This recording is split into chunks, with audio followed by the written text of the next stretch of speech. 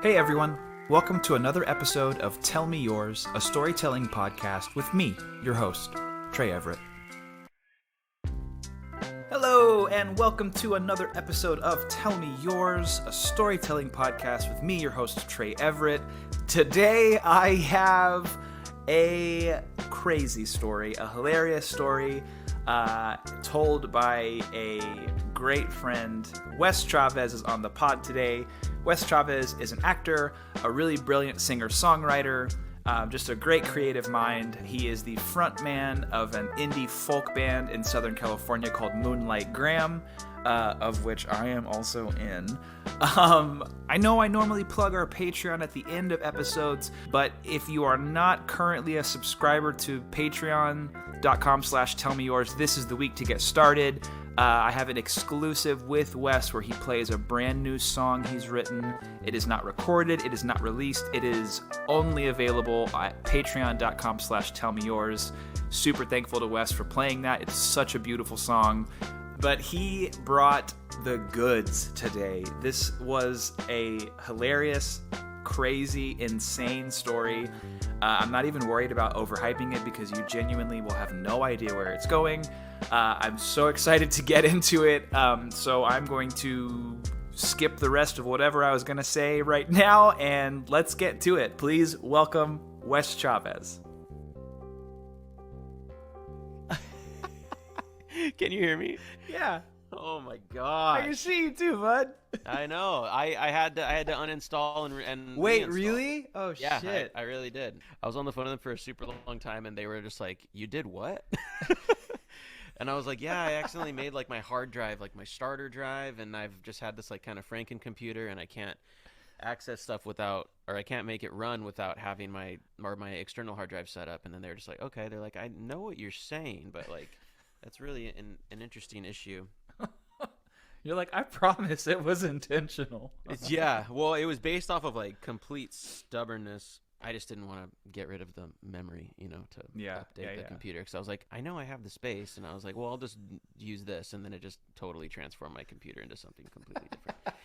So that's been what I've been rocking with for like 3.5 months, and I'm like super stoked that I have this set up now. Are you including this part? Probably not. I don't know. I might cut it up and see what happens. I didn't know. I had a feeling that you were gonna go Pete Holmes on it. All right, cool. Comfy. Actually, you know what? I love it. I'm gonna grab one more brewski and bring it over. Do your thing, man. Do your thing. Grab a beer. BRB. What are you drinking? I have a brewski. I have a LaCroix. Oh, wow! It came prepared. I'm going for all the suds. Well, you got your beverages. Mm-hmm. And you are gonna tell me a story that I've never heard before, which I'm particularly excited about. Mm-hmm. Because I know all your stories, basically. Yeah. I'm a walking rerun, especially considering this story because I've been telling it like nonstop since I got back from my trip. I love it. And your trip was like. When did you guys get back? Oh, I was in the mountains this past weekend with my family, and then the weekend before I was in Nashville. Okay, so it's been like 10 days. Yeah. And I'm probably the only one of your friends who hasn't heard this story yet. Yeah, possibly. I love it. Actually, no, there's been other people where like they're just like, "How was your trip?" And I'm like, "Oh, I have a cool story to tell you." Oh, perfect. It's not even a cool story. It's just like a thing that happened, which is I guess is the whole thing. It's a weird thing that happened. It's like a Mad Lib. Oh, interesting. Yeah. Well, I am all ears. So we got our friend Bobby and Angela. We're going to Nashville. Just for fun? That was a trip that was planned like spontaneously by Bobby. And it was I was like, sure, like let's do it. I'm down because they haven't been, but I've been before, and it's a city that I would definitely return to. For sure. Again, yeah, for sure. Even after this trip.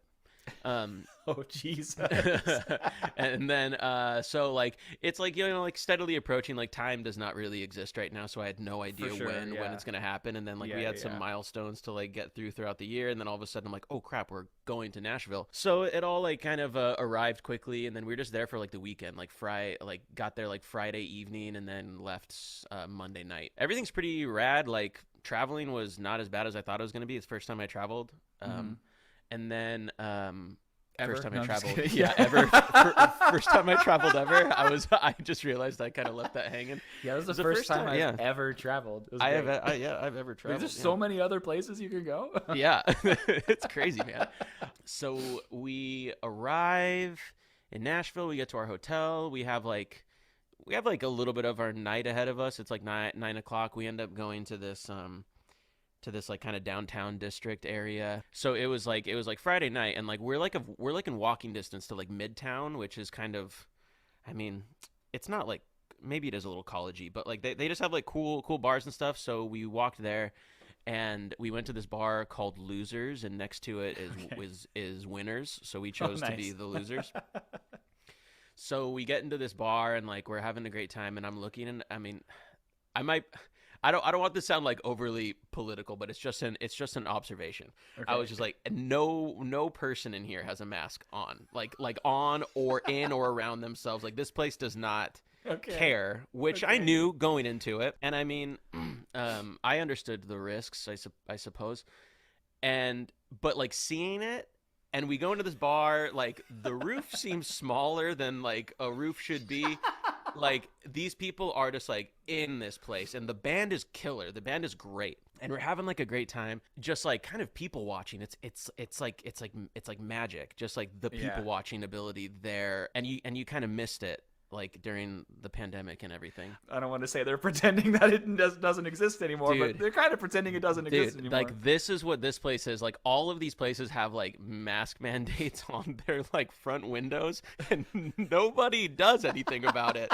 And like luckily, like it's a super nice city. Like everybody's super approachable for sure. And everybody's kind for the most part, I guess. I mean, the people that I met were. Yeah. So there was like an element of that first night where we were in this place where like this is like the start of our trip. We're gonna have a great time, and I'm like, nobody in here has a mask on their person, and I can be pretty confident in that. And they're having a great time, and this band again is killer. And then I have this thought where I'm just like, I'm looking at these people, and I'm like, we're in like middle America. It's a fantastic time, but I'm like, if I felt this quote unquote free, I would be scared that my quote unquote rights were being taken away too. And then I was like, had like a pit in my stomach where I was like, oh man, this is tough, because I'm in this place. It's like a pretty like, it's like a Pleasantville, but like weird, where like, you know, I don't know. I know that's like kind of like a political rant, but it's like a thought that I had where I'm like, oh, like I will allow it because you're one of the least political persons I've ever met. So I think it's fair for you to have thoughts like this. No, I mean, I do have thoughts like this, but I don't care to like. Yeah, absolutely. Yeah, but like seeing them, I'm just like, oh, like I get. I mean, I don't get, but like seeing them like party and have like a great time, I'm like, okay, I get why they're mad of like being like told what to do or whatever, or like not considering the other. And I was like, oh, we are fucked. Oh no. But I'm like, hey, they're having a great time. So. Oh my god. So we're at that bar, and we're having like a good time, and you know, people watching is great, and then it just kind of like that night kind of like fizzles out because we have like a long day the next day, which is Saturday. So Saturday comes around, and the city's very walkable. So we start we start at like a bar kind of close to Losers, the place we were at the night before. We have like a drink there, and then we maybe walk like half a mile to like some other spots, and we're just kind of like hitting places along the way. Like, I don't know we've done that in a city before. Yeah, for sure. And we're just like hitting places, grabbing a drink, and then hitting places, grabbing a drink. Unfortunately, not eating that much. Okay. Oh no. And then it's not terrible. Like, you're walking, everything's cool. We went to Old Smoky, that like moonshine place. This is probably like an off-site location where they make like moonshine cocktails. Cool. So I didn't want a moonshine cocktail, so I got a beer and a shot. And then everybody, like Bobby and Angela, got cocktails and stuff. Angela brings up that her friend wants to meet up. She has a friend from there. There's a bar in Fullerton called Slide Bar, and her husband used to own it. He was the bassist in Lit. Oh, cool. Yeah. I won't sing a song because I know you can't afford it. Also, no one would know what the fuck it is. Yeah, right. Except for you and I. Okay. Yeah. Well, that was a pretty popular album. Anyway. So they lived in Orange County, and then they moved to Nashville. And he was on tour with Hoobastank in Florida. Yeah. So she had a free night, and she wanted to see her friend Angela. So we meet up at this like barbecue joint. It's like 3:30 or something, and like we're just like never met her before, and she was perfectly fun and pleasant, and we had a super good time. And she kind of showed us around. So we went to Broadway, where the like honky tonks are, and these honky tonks are like so rad. They're like dive bars on steroids, like 4 stories of just nonsense, a live band on like every floor. And the one that we really wanted to go to was it's called Kid Rock's Honky Tonk and Kick-Ass Steakhouse. Okay. Literally. There's neon. There's a neon sign outside to prove it. It's pretty rad. I've been there before. It's just like a compound of debauchery. It's perfect. Cool. And then we wanted to go there first, and then we go in, and as we go in, like the fire alarm's going off. Oh my God. And people don't know whether to like go in or out. So we're like kind of in this like limbo, like in between this place. And then we're like, no, let's just go to another spot. So we go to Robert's Western World, which is like one of their first like honky tonks. It's super rad. It's not as crazy. There's more like history there that you can just like tell. Okay. They serve like fried bologna sandwiches and stuff. It's like it's all like the same prices for like that it's always been, like a $2.50 for like a Pabst. That's awesome. So go there, get another beer and shot.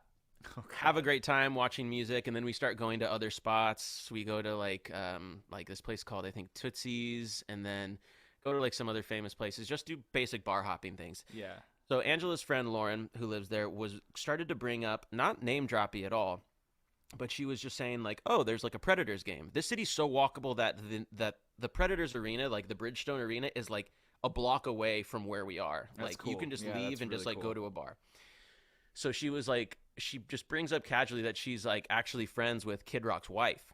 Okay. And I was like, all right, that's cool. And then she was just like, just bringing it up, and I was thinking like, that's pretty random and neat, I guess. And she's like, yeah, she's at the Predators game. I was asking her, seeing if she was going to go to the honky tonk after Kid Rock's honky tonk and Kick-Ass Steakhouse after the game. It's like one of those places where you have to say the full name every time you reference it. Yeah, you have to. It's actually the password to get in. If you don't slur it, you can like get in. And then she was kind of saying like, oh, like she actually texted me like she's gonna go to the bar after. And I was like, oh, that's cool. We can be in there with Kid Rock's wife, which is weird, but cool, I guess. And that'd be a good way to go. Because, like, some of these places get so packed. Like, there's, like, lines. And we're like, okay, if we can bypass the line for sure. And she's like, yeah, she'll go after the Predators game. And I look at my watch. We've been going for, like, the whole day. Okay. It's like 6:45. The Predators game starts at 7. I'm like, hockey games are no joke. They last a long time. Like, there's 3 quarters, 2 intermissions. It's weird. And it's a long time. And I'm like, honestly, like, maybe we should, like, I was like, I don't know if we should do that, but sure, I'm just going to play along. Because I'm not going to, like, want to go home that early. But also, like, I don't know, like, how turnt she wants to get or whatever. For sure. And, for sure. So I was just like, okay, let's just, like, wait and chill. And then we went to another bar. And then we went to another bar. And then just kind of getting, like, one drink every place we go. Mm-hmm. And I see the screen on another bar, and I'm like, oh, the Predators game is on. I'm like, oh, they're winning 3-0. I was like, do you think she's gonna like maybe bail early because they have a lead? Not really. Like I'm just assuming, just questioning. And she was like, I'm just asking. Yeah, I'm just asking. I'm just curious. And then it was like 20 minutes later, and she's like, oh, she's actually gonna leave. Like we should like she said that we can meet him at the side. And I was like, all right, sweet. Like let's go do it. So we show up to the side of the honky tonk, Kid Rock's honky tonk and Kick-Ass Steakhouse. And we're like bypassing the line. The line's in the front. We're kind of on like the side of the building. The building is on like the corner of the street. And we're kind of waiting, like security's out there. And we're like, oh, this is weird. And we're kind of like waiting like by security. And then all of a sudden this black Rolls Royce shows up. Like Jesus. It is like legit. And I'm like, what is happening right now? And this like attractive woman comes out. And I'm like, okay, I'm sure that's Kid Rock's wife. And she gives Lauren a hug. And then she was like, hey, they're all with us. And on the other side, the door opens, and out walks Kid Rock himself. And I'm like, what is happening right now? I'm like, I'm watching this. I'm like, number one, this is weird. And number two, I just thought we were hanging out with the wife, which, I mean, and then now we're just in the corner, and the wife is like, oh, they're all with us. So we are walking in with, like, as Kid Rock's posse in his own honky-tonk steakhouse, walking up this is your kick-ass steakhouse. Yeah. And that was not lost on me throughout the entire thing. I'm like, this is so weird. Like, from how the morning began to us, like, doing this right now, I'm like, what is going on? And I'm like, I just want to enjoy this ride. So I'm walking up this staircase. We're getting to, like, the second floor. I'm like, if I get, like, 5 steps behind this group, these security guards are not letting me back in. I'm like hugging tight. It's like me, Bobby, Angela, Lauren, like the wife, and then Kid. I'll call him Kid. And I'm like, this is so weird. We're walking up. The second story looks down on the first story. Okay. That's and cool. It's a great layout.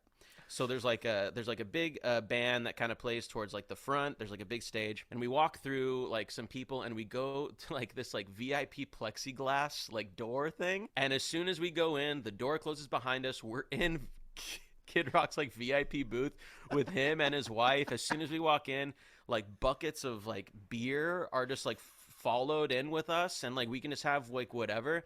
And he's standing there. He's wearing a camo vest. He's wearing a hat representing Kevin Costner show Yellowstone. What? Like, dude, I don't know, man. Swag. And he's like smoking a cigar that's, like, pretty pungent. And we're just, like, standing there, and he's kind of just, like, lingering, like, I mean, not lingering because it's freaking his VIP booth, but he's just like, he's, like, standing. Obviously he has no idea who we are. Like, he's like, okay, these are just, like, my wife's friends. So I'm not drunk enough to have, like, a conversation with him, but I'm like, well, it's only polite to go up and meet him. So I go up. Actually, Bobby goes up first. I'm pretty positive. Bobby goes, like, hey, nice to meet you. Thanks so much for having us. He's like, I'm Bobby. And then Kid Rock goes, hey, yeah, for sure. He's like, your name's Bobby? My name's Bobby. Like, Bobby's a cool name. Like, I was like, this is weird still. And then I just went up. Wait, is Kid Rock's name Bobby? Yeah. Oh, I didn't know that. I did a lot of research on him the next morning. I had not thought about Kid Rock for such a long time. And here I am, like standing before him. Yeah. And it's so weird. Because I'm just like, this is like the ball with the ball, the bang diggy diggy guy. Like, my name's Kid Rock. Like, yeah. So I go up and I introduce myself, and I'm like, hey, like, I was like, thanks so much for having us. Didn't really know what else to say, and he was just like, oh, help yourself to, like, beer, like, have a good time. And I'm like, thanks, man. And that was kind of it. That's not the end of the story, but that was just, like, it with him. And then, like, we're just enjoying our time in the VIP booth. We're looking over the stage, and we can see this, like, band playing, and all of a sudden the band finishes their song. You could tell they're kind of closing the end of their set, but they're doing this thing where they're auctioning off songs. They have, like, two buckets, and they're like, if we fill up this bucket with $100, we'll play Devil Went Down to Georgia. If we fill up this bucket, we'll play Buck Cherry's Crazy Bitch. And I was like, that's a great idea, actually. Okay. That's like a killer idea. Okay, well, Kid Rock would hate you. Oh, no! So Kid Rock would hate me for a multitude of reasons. I'm not going to lie. I'm pretty sure Kid Rock hated me. He, like, I mean, yeah, he saw me. Like, and he was just like, what the hell? He's like, all right, I'll just be nice to this guy. I love it. We're, like, leaning over this railing, like, watching this band do this, like, kind of auctioning off thing. And I, like, look over to my right, and it's me, Bobby, and Kid Rock just, like, leaning over watching this thing. And then my friend Bobby turns to me and he goes like, oh my God, dude, he is so pissed right now. And I'm like, wait, why? And then Bobby's like, they're, like, killing time. Like, he hired them to play for 3 hours and they're spending, like, 15 minutes trying to get like just money. And I was like, shit. I was like, God damn, like, and obviously I don't want this to be the tag of the podcast, but, like, in that regard, I respected Kid Rock, like, pretty hard. And I was like, dude, like for sure. That's got to be the title of this episode. No. Kid Rock. No. But, like, I mean, he was fine. But, like, I didn't have enough time. That's great. I think I just assumed that they were like playing their final songs while they were hyping up these buckets. Yeah, I mean, obviously I've only been to Nashville a couple of times, but last time there wasn't really that type of like auctioning off happening. I feel like maybe it's like a post-pandemic thing where they're like, dude, we haven't played music for like a year and a half. Which is fair, yeah. And like we need to like rebuild in like some regard. So I understand, I guess. But at the same time, like as a business owner, I'm like, no, I've hired you to do this thing. Yeah, for sure. You're getting paid. So fucking do the thing I hired you for. Yeah, and I was kind of annoyed too because I'm like, I'm sitting in this like, I have a great vantage point of this band, and I want to watch them play. And the entire time since we arrived, they've been auctioning off. Oh wow, okay. Stuff. So I'm just like, oh man, like I just want to see them play some music and then just hang out. So Kid Rock is like kind of like arguing with like some dude next to him, not arguing, but like complaining about the thing, and you could see like the drummer who's on like an elevated thing like look up and be like, oh crap, like Kid Rock is here. And then Kid Rock is kind of like about to like yell, and he's like, hey, and the drummer looks up and he's just like, play some fucking music. Play some. He's like, play fucking both, motherfuckers. And I'm like, oh, I was like, oh my. This is like dad rage. I'm just like, this is intense. I'm like, yeah. I'm like, this kid has dad rage. And and then I'm like, holy crap. And then all of a sudden the lead singer, who's like preoccupied with trying to auction off music or auction off these songs, like was like, oh crap, like he's here. And then was like, all right. And then they just go into like, hey, you're crazy bitch, and just like go like right into it. And then immediately after that, they just go into Devil Went Down to Georgia. Like, yeah, it was like hilarious. So like we got the tunes that we wanted, but dude, like looking down, it was like a sea of people. Like this bar was packed again. COVID doesn't exist there. Yeah. And it's just so funny how these people were like looking up at us, like being like, oh my god, like who are those people up there? Like it was standing next to Kid Rock. Yeah, standing next to Kid Rock. Yeah, and I was just like, this is such an odd experience right now. And then it got to the point where I was like, we've been like freaking walking and drinking all day, and I was like, I have to pee, but if I leave, I'm never getting back in here. So I'm like willing to like hurt myself just to hang out a little bit longer in this like odd experience. So luckily, like Angela's friend Lauren was just like, she kind of like overhears us, and she's like, oh, you guys have to go to the bathroom. And Kid Rock's like, oh, you guys have to go, like let's all go together. And I'm like, oh gosh, that's really nice. So we all get to be ushered by security to a bathroom. And this is how like BS like this whole like VIP booth shit is, because we're walking past people to go to the bathroom. Multiple people like turn around and they're like, oh my god, they must be pretty important. I'm like, dude, I'm staying at a Hyatt like 15 minutes away, and you think that like this is like, it's just like it's such like a weird like facade. I love that. Yeah. And then so we did that, and then we came back, and then we were just like, all right, I think we're kind of good, I guess, which I think was like the ultimate alpha move. Like I had like another beer, the bands were like kind of switching out, we were already just like, I was like, what else are we gonna do tonight? Like I'm not gonna talk to Kid Rock. Like the lead singer of the band that he was kind of yelling at like walks up, because you can walk up from the stage to the VIP booth, and like Kid Rock is like holding him by the back of his neck on like the booth, like kind of like a power move grab, like a coach scolding his and he's like baseman. So he's like talking to him, and I'm like okay, I'm like, well, this is intense. And then we just kind of are like, all right, this was fun. We were probably there for like 45 minutes maybe. And then we just kind of like bail, which I thought was like the biggest alpha move. Just like hung out with him and been like, okay, this is fun, we're gonna go now, we're done.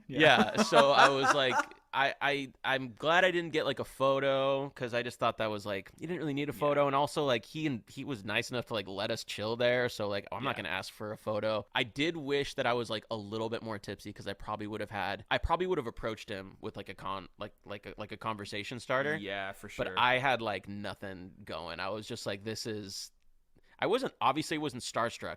It was such an odd. No, actually, he was great in Joe Dirt though. He was like super funny, but which should have been my conversation starter. Hey, but again, by the way, you were great in Joe Dirt. Yeah, I'm sure he would have. Actually, he probably would have appreciated that. That's so funny. But and then like after the night, I like Googled him and stuff, and I was like, dude, like he had that freaking like Sweet Home Alabama song, which like he literally just sang a different song over the song, and I'm like, that was super popular. Yeah. And he had that song with Sheryl Crow. Yeah. And I'm like, dude, he's been around. I mean, obviously he has a 4-story bar in Nashville, but dude, like just the circumstances of which, like, oh, let's go to Nashville, and then all of a sudden, fast forward a couple months, and we're in Kid Rock's VIP booth. Well, I think what's funny too is I remember the first time you went to Nashville, when you came back, you specifically talked about how much fun Kid Rock's Honky Tonk and Kick-Ass Steakhouse was.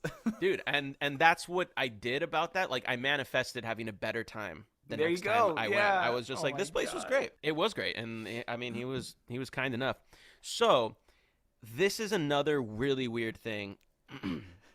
I don't know if you've been on like Twitter recently, which I'm sure you have, but I don't know if you follow Rolling Stone, but like 5 days ago or four days ago, so shortly after we returned, Kid Rock just released like a brand new song. Oh, for real? Which is being like shit on.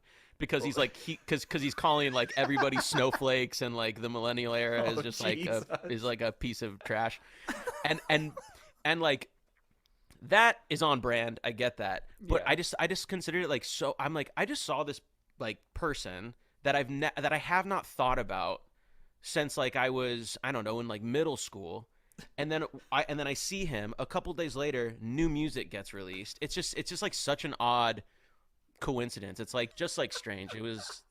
That's pretty much all the story is. It's just strange and unpredictable. That is so I suppose. Funny. That was my trip to that. Nashville. That's crazy. It was. Do they live in Nashville, or were they just happened to be there? No, apparently he frequents this place like a lot. Like he's like it's like a Goodfellas situation. Like he like always goes back to his like spot and has like his own thing. Oh and my God. I'm sure he has partners in like owning this like big piece of real estate, or renting this big piece of real estate, I'm assuming. But like, I mean, he's apparently there a lot. And the only thing that I'm upset about is I think later on that evening, which was like an hour to 2 hours after we left, he actually got on stage and like performed. Oh, no way. So I'm like, I mean, well, that would have been cool, but like I probably would have embarrassed myself. I do look back and think fondly of the fact that like we didn't like overly linger. Totally. Yeah. And then we went to we just kind of went back to the hotel after. I was just like, dude, we had a insane day of just like kind of drinking, walking, checking out the city, which was great. And then it was just, and then it ended with that. Like, where else is it gonna go? Yeah, it's pretty nowhere. Cool. Yeah, it's just gonna be disappointing. Yeah, 100%. And then of course, like when I told the story to like my parents, you're like, did you talk to him about your band and about your music? I'm like, I am not gonna do that with him. Who knows? Maybe there's like an alternate like reality where I brought up that I'm in a band called Moonlight Graham, and he like totally catapults our career, going on tour with Kid Rock. but then for like the rest of my life, I'm like under the thumb of Kid Rock. Like I have to. It's almost like a really seedy like political partnership. Oh my God. That sounds like a nightmare. Yeah, it actually does. Yeah, I'm glad that didn't happen. That's like a Black Mirror episode. Yeah. Yeah. But it was a rad time. Nashville was fun. Kid has a lot on his plate. Oh my gosh. I never knew his name was Bobby. That's crazy. His name is I'm gonna look it up because I have to. I was gonna say, yeah, what do your producers say? Do they have it? Do they have it there? Robert James Ritchie. Oh, Ritchie. Robert James Ritchie is such a great name. Robert James Ritchie is a That's a solid like country rock name. But you know what's more solid though? Kid Rock. Yes.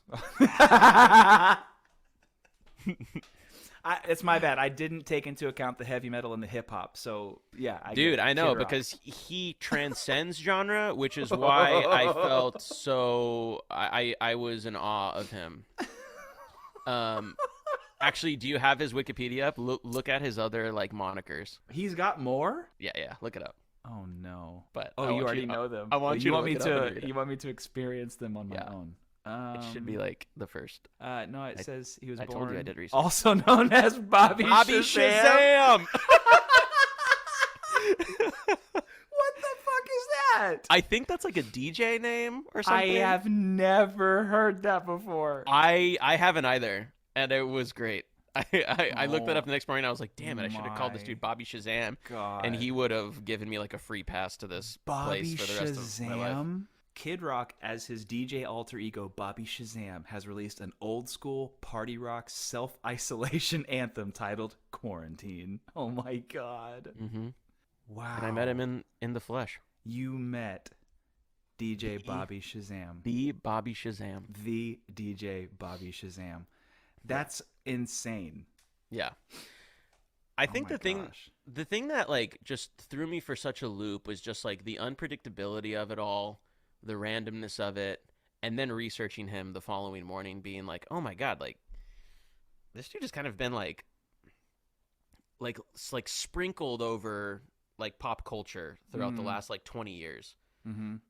And it was just kind of interesting to relive that after. That's wild. After seeing him. I mean, we stayed until we left Monday afternoon, but I was thinking even when we were at like the Country Music Hall of Fame, I was like, we could probably go now. Like sure, seeing places is cool and like walking the city is cool, but I'm like, I'm pretty sure we're done here. Yeah. Oh my gosh, that's so funny. Yeah. It was a good time. I was glad to be there and glad to be back. Oh my gosh, I love it. Yeah. DJ Bobby Shazam. I know. Pretty cool. Pretty cool. Yeah. Well, thank you so much, man. This was great. Thank you. This was awesome. I hope it turns out all right. Oh my gosh. I'm excited to hear all the other episodes. All hail DJ Bobby Shazam, I guess. Yeah, that's it. That's the ticket. That's got to be it, right? Yeah, all hail DJ Bobby Shazam. All that's hail the title. DJ Bobby Shazam. Mm-hmm. I'm gonna write that down. All hail DJ Bobby Shazam. That's funny. Thank you so much again for tuning into this week's episode of Tell Me Yours. If you want to follow Wes Chavez and his band Moonlight Graham on most social medias, they are Moonlight Graham Music. You can also follow them at moonlightgrahammusic.com. Please be sure to follow us on social media, Twitter and Instagram. We are at Tell Me Yours Pod. And I highly recommend, if you are not a subscriber to our Patreon, this is the week to join. Patreon.com/tellmeyours if you want to hear the song. And yeah, thank you so much. Please be sure to like and subscribe us. Share us with your friends. It really helps us get new listeners. But until next week, be kind to each other, and we'll talk soon.